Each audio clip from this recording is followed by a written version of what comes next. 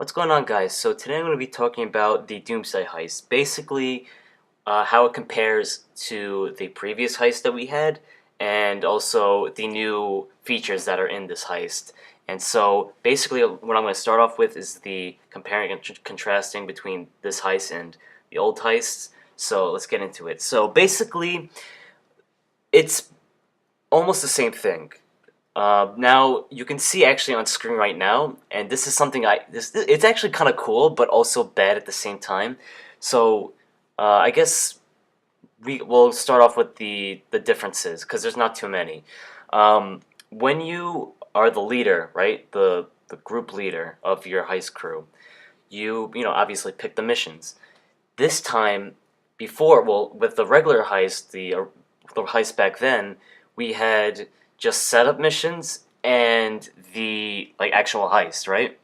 So this time we actually have to do prep missions, then setup missions, and then the heists. So basically, the prep missions are done in free mode, and that's like the part where I was talking about. Like it's kind of cool where you actually get to do it in free mode, but it's also bad because there could be people that could blow up your stuff, right? So, for example, one of the prep missions is that you have to get the DeLorean car. You have to steal it from this gang or whatever at this house, and basically you have to take out the crew and steal the DeLorean. Or in this game, it's called the Deluxo. So once you do that, you respray the Deluxo and bring it back to your facility. That's the prep mission.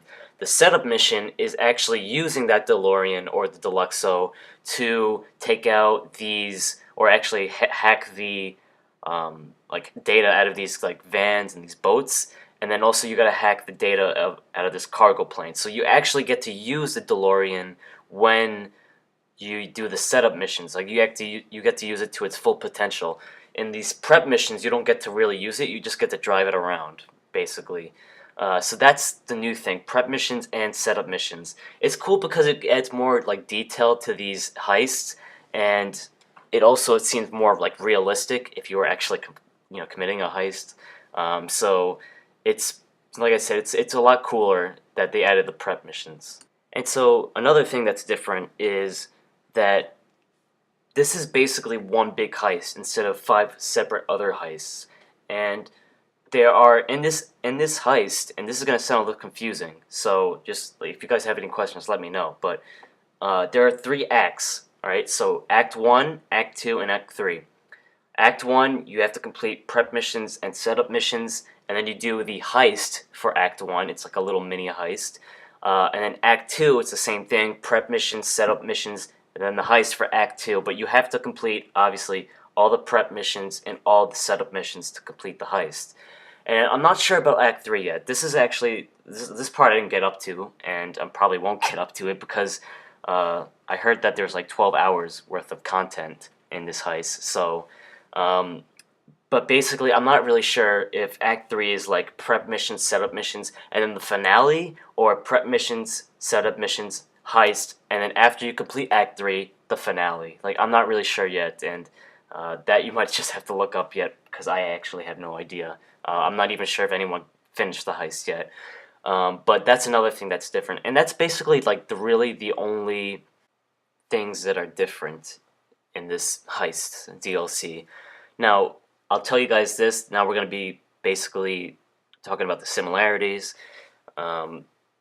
They both have the same system as last time.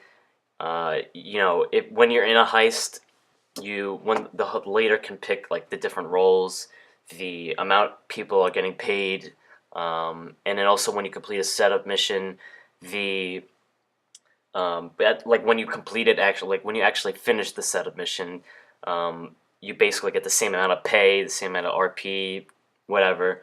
That's all the same.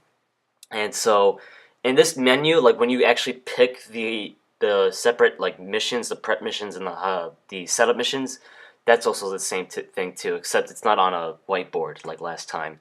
And that's basically it for the comparing and contrasting. It is basically very familiar to us.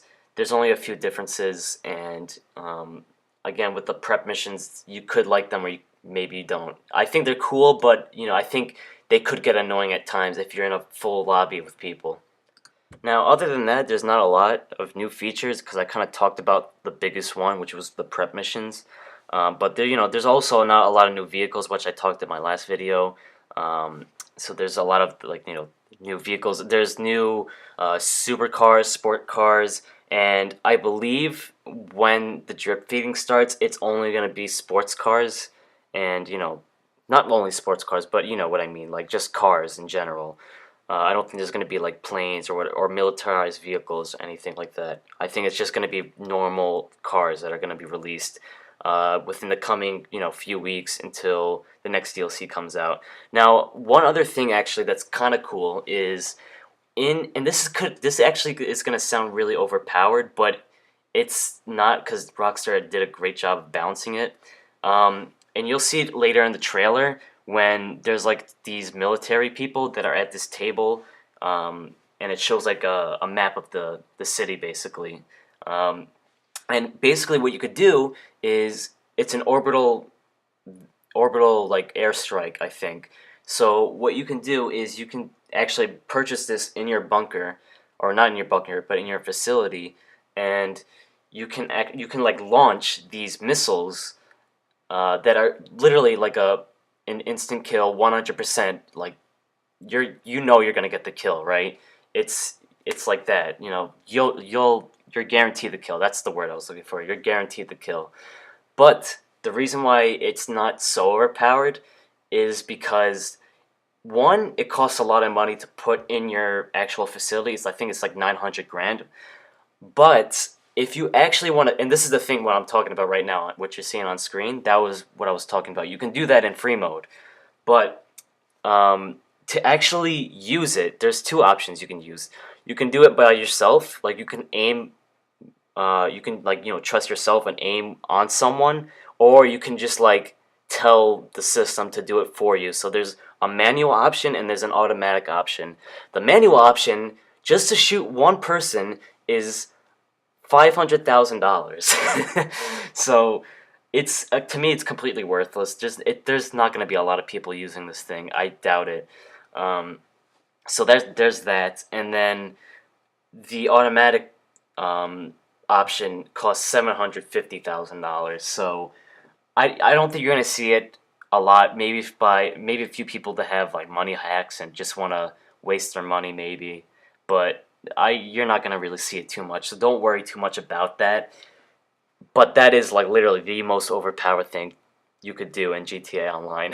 It is, because just calling in an airstrike from your facility to kill someone, like it's way too overpowered. But I mean, other than that, I mean, I think there's really not too many features. There's also you can upgrade your new weapons. I think they had the pump shotgun. I think two more pistols. The revolver is one of them. The marksman rifle, I believe, is one of them. And special carbine bullpup rifle. And I can't remember any more at the top of my head. But there's a lot more weapons you can upgrade to Mark II. So I mean, I think that's basically it, though. I don't think there's anything else. So I hope you guys learned something from this video. Hopefully this helps out a little bit more. Maybe you're more familiar with it going into these heists now.